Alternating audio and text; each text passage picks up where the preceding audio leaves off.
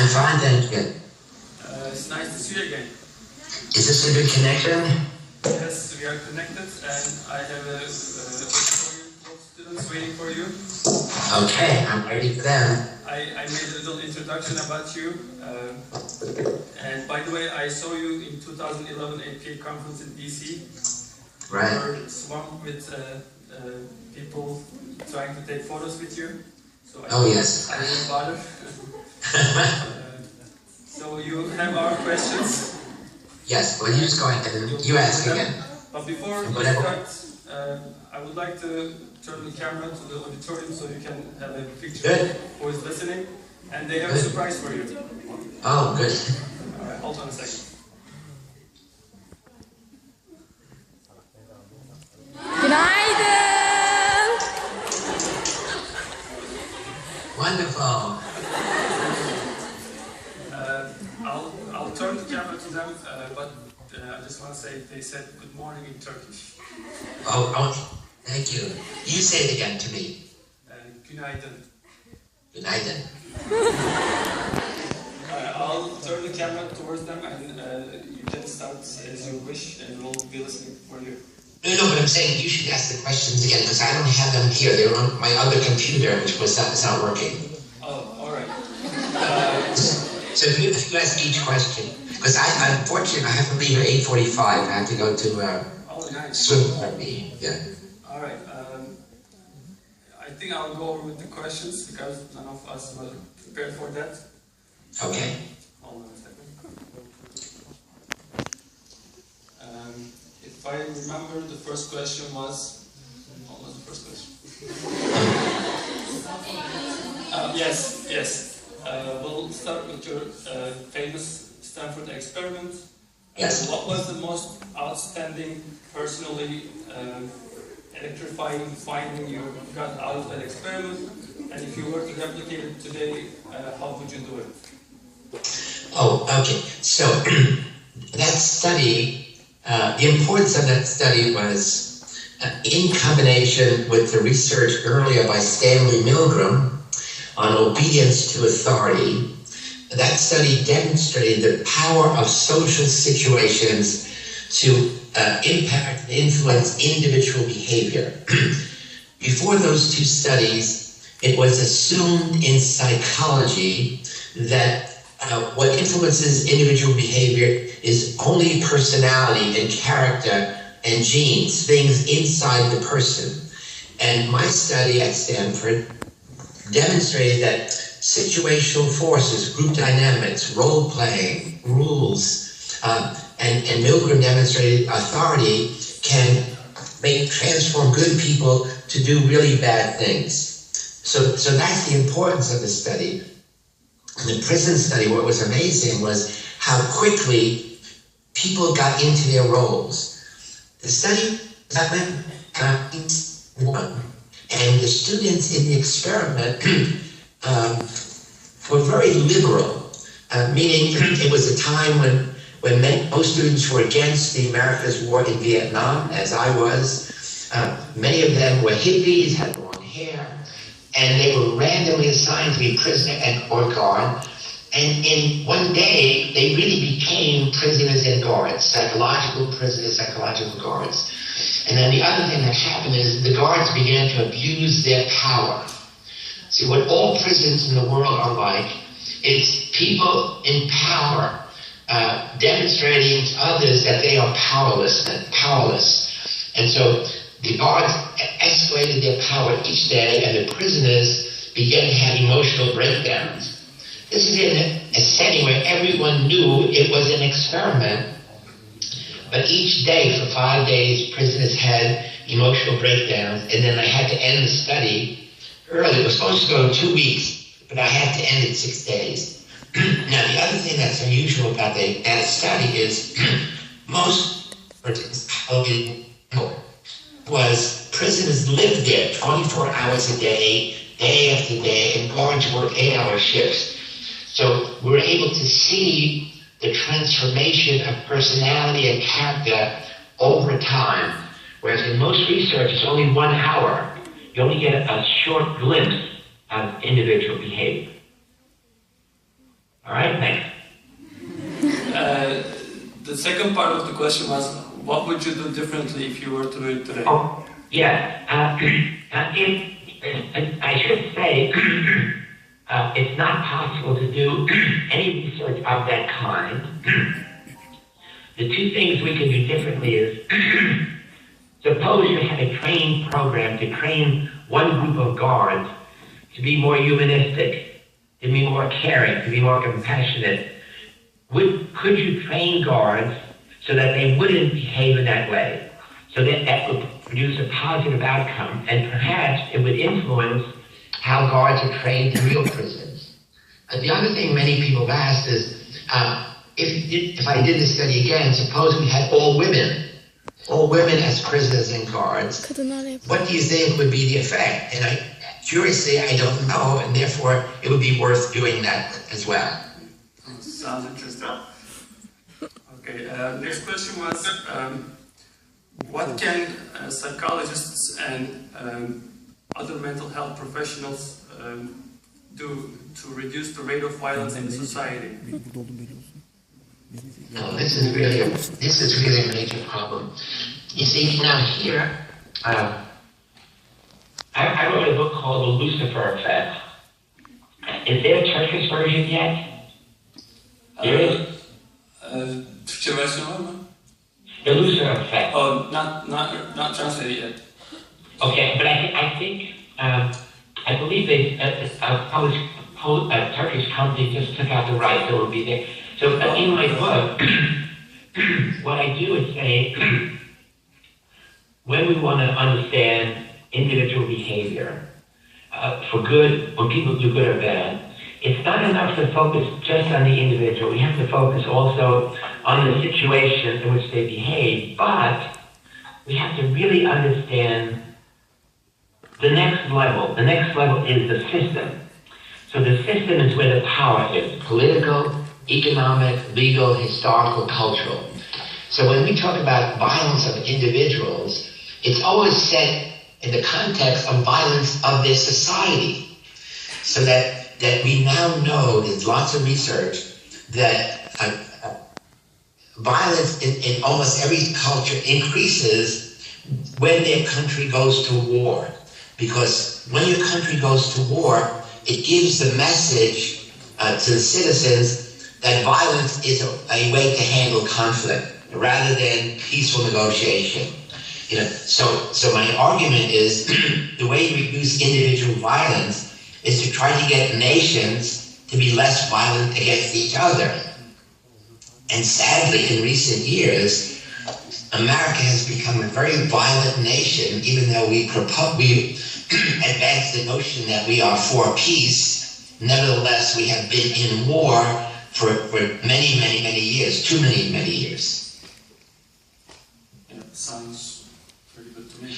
Now, the other thing, as mental health professionals, again, we certainly should do more to teach people about conflict resolution, individuals, and this is even in families, to reduce violence against women, which is again a major problem around the world. So again, how do you get men to negotiate conflict rather than to use physical force to win battle? Yep, great, thank you. The third question is, what would you recommend to the students of psychology for their personal and professional development? Okay. The problem is you got to work really hard. Meaning you have to learn as much as you can. You have to ideally be involved, if it's possible in your university, to do research, to be curious. I mean, research doesn't have to be experiments in a laboratory. Why does something occur the way it does? And then develop a little team of other students that you can begin to answer that question. So for example, one of the things that is very exciting to me is I began to study the psychology of time perspective. People divide their experiences into time zones, past, present, and future. And I developed a scale, the Zimbardo time perspective inventory, that measures differences in time perspectives. And what's exciting is that not many students at Stanford were interested in that because it was not what they call mainstream. But now there are 50 students and young faculty around the world, including in Turkey, who are using my scale to study many, many things: economic decision-making, health decision-making, violence, and we meet at European conferences. We had an international conference in Portugal last year, and in July we will have a conference in Warsaw where more than 300 people will come, and many students. And then it's a very informal conference. We all meet together. We have lunch and dinner, and we share our ideas. So for me, this was like a little idea. Why do some people always think about the future? Other people never think about. Other people live only in the present. Other people always live in the past, always remembering bad things, or some people remember only the good things. So again, I would encourage, and we have a website, the Time Paradox. Your website, you can assess your time perspective and see. So the question is, are you too much living in the future, too much in the past, too much in the present? And then in the book I wrote, we give you ideas about how to change your own time perspective. Yep. One of our students is also working on that skill adaptation. Yes, I think that there is. I know there's a Turkish version for sure. Yeah. The second part of that question was, what would you recommend in terms of students preparing themselves for the future of popular topics or disciplines or sub-areas in psychology? Well, the big change in psychology has been the change really away from focusing on the negatives and now focusing on the positives. It started by Marty Seligman, my friend and colleague, really called a positive psychology movement. So instead of focusing primarily on mental illness, they focus on mental health. Instead of focusing on violence, they focus on conflict resolution and peace. So really, my focus is to look around and say, what are the problems in your society that could be modified, that could be helped from a psychological perspective? So, for example, one of the issues I'm working on now is why are young men failing academically? Why are men failing socially? Most men don't know how to talk. Most men don't have friends. Certainly they don't know how to make friends with women. And so I gave a lecture at a TED conference called On the Demise of Guys. Demise means the decline. And so now men in many countries, including America, are dropping out of high school, dropping out of college, because what they want to do most is play video games. And when they're not playing video games, I hate to say, they're watching pornography, free online. So it's a new phenomenon. The young men would prefer to play video games than to exercise, than to be with friends, than to be with girlfriends. And it's a big problem because the video games become more and more exciting and interesting. I call it enchanting, because video games are big profit-making business. But when you are playing video games, no matter how interesting they are, you are a consumer. You're not creating anything. You're not learning anything. You're not doing anything constructively for the society.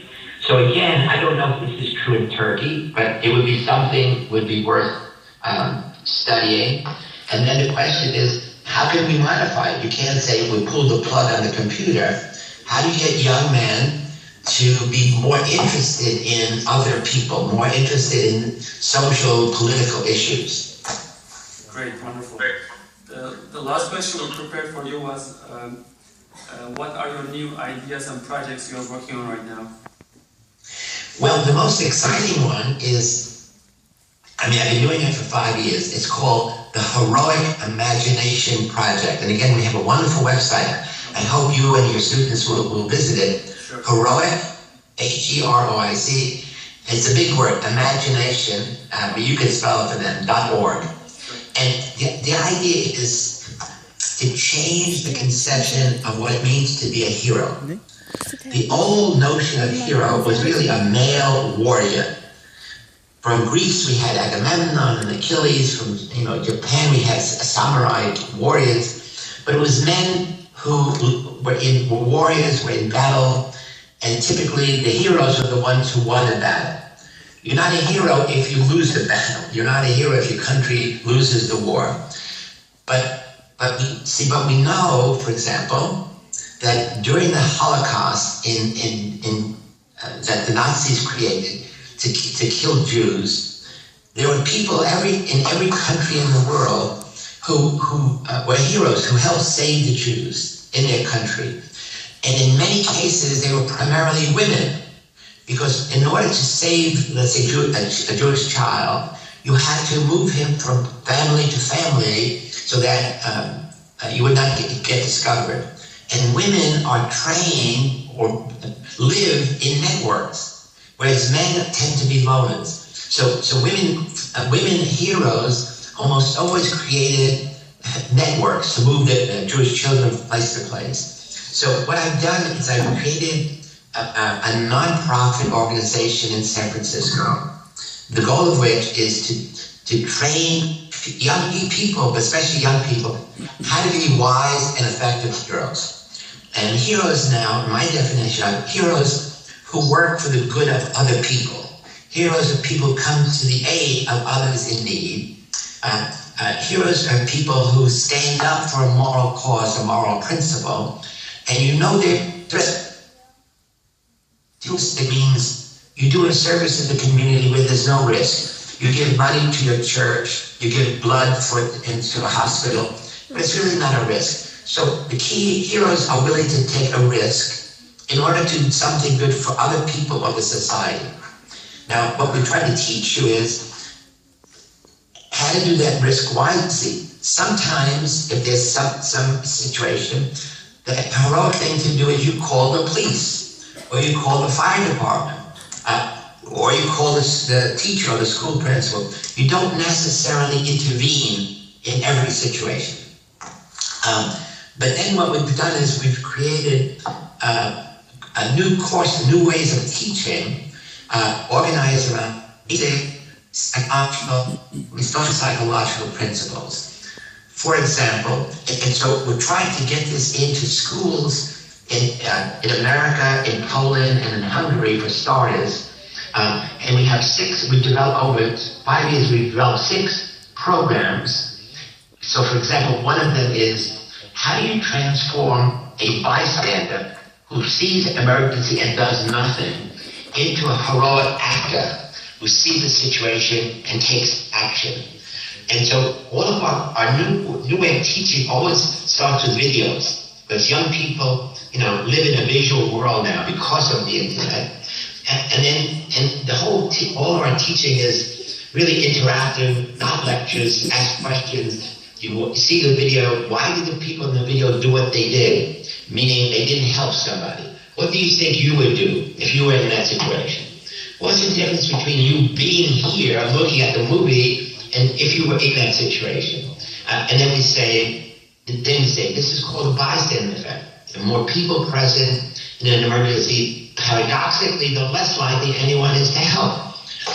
So our lesson, psychological knowledge is not simply to make you smart. Psychological knowledge obligates you to use that knowledge as a social change agent. So at the end of this lesson, you make a commitment. If I'm in an emergency situation, I will be the one who helps. I will be the one who takes action. I will be the one that takes wise action, not foolish action. And then in our session class, we say, okay, now, who will you share what you have just learned today? And they write on a material I learned with my cousin, my teacher, my mother, my friend. And then you say, what would you tell them? And then you write it down. So the teacher sees, does the student understand the main principle? But then every student becomes a teacher. So now what we have is, in the regular education, I as a teacher spend a lot of time learning everything I can. I give it to you in a lecture. Finito. Done. But now what we're saying is, no. Knowledge is not simply to make you smart, not to get your A grade. It's to help improve the society with your knowledge. And that's what psychology should be. Psychology should be a discipline which helps improve the quality of life in every society. In Turkey as well as America. My family comes from Sicily, and I go there every summer. And I have programs that help improve the quality of life in little mountain villages in Sicily. Wonderful, thank you. Since you mentioned the Jews and Holocaust, I want to mention a story that you may not know. The Turkish ambassador to France, he also sheltered Jews by providing them a Turkish passport and freeing them from Nazi prosecution. That may be a nice case for you to maybe further look into. No, I will. Oh, please send me that because, what's interesting is I have, there's a new museum that just opened in Warsaw. Now, it's a museum of Jewish history. It's not only the Holocaust, because they wanted to celebrate the quality of life of Jews, of artists, of scholars before the Nazis, and then also cultures. And I was invited to give the keynote lecture in this Warsaw Museum. And I talked about, as many as I could find, people from different nations who helped Jews. And I don't know the example from Turkey, so please send it to me. I work it into my lecture. Sure. You said you have till 45, right? We have 10 minutes, yeah. We are out of questions, but I want to open it to the floor. Maybe if anyone has a question in the remaining 7 minutes, you may spend some time on it. Let me see if I can get you any questions.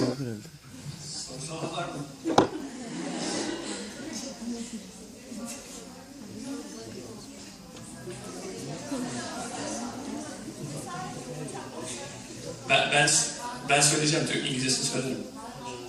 Evet. Söyle. Hocam ben sormak istiyorum. Daha çok fütüristik bir sorum vardı. Ben ileride psikolojinin bir insan mühendisliği haline geleceğini düşünüyorum. A little louder. All right, she'll come here and ask you the question herself. Good. Brave ones. Tell me your name. Yeah. She'll introduce herself.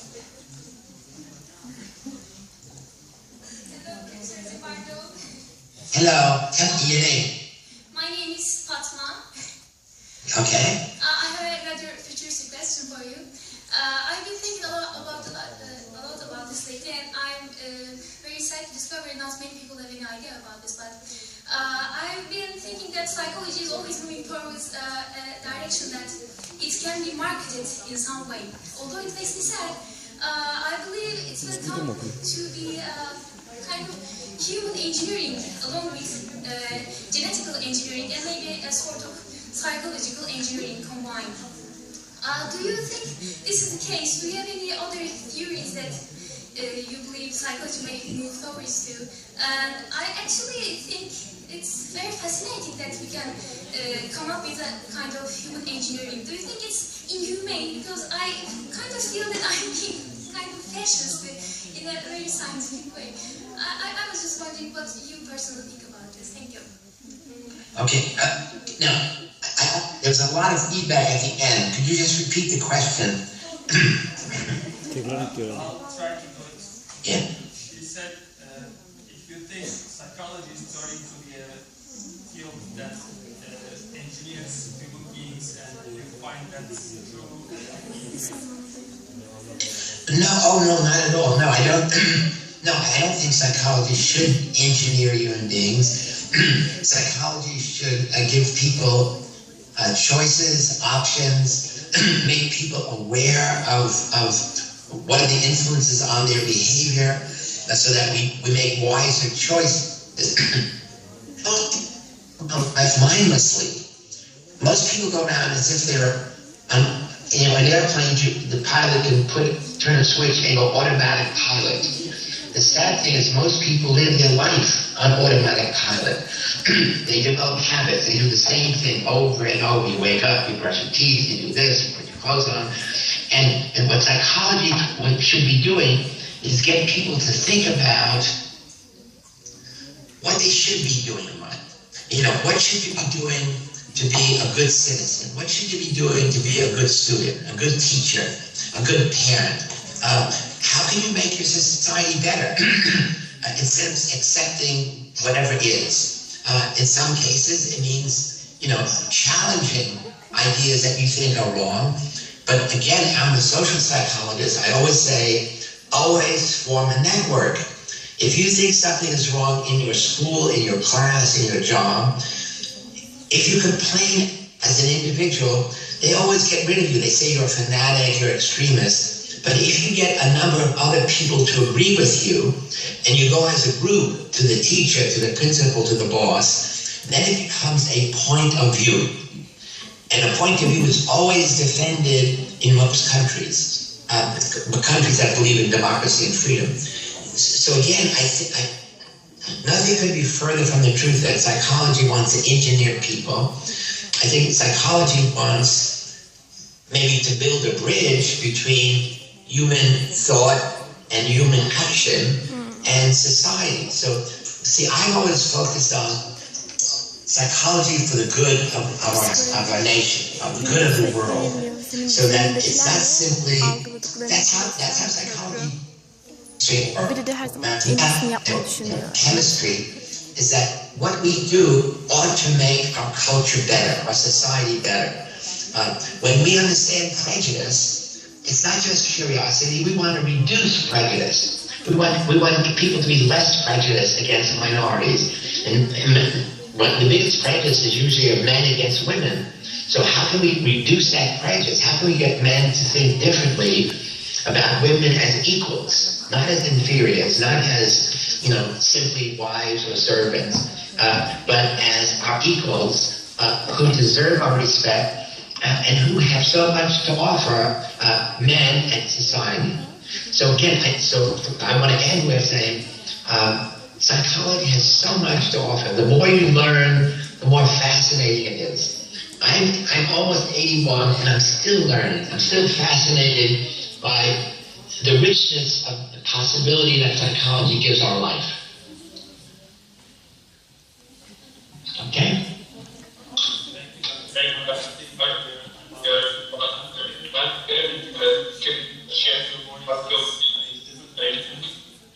Thank you.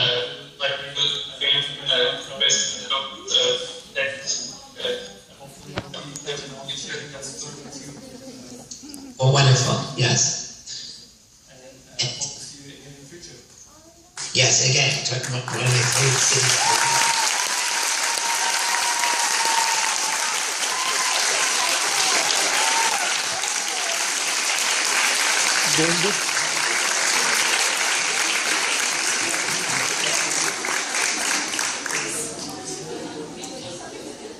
Be well.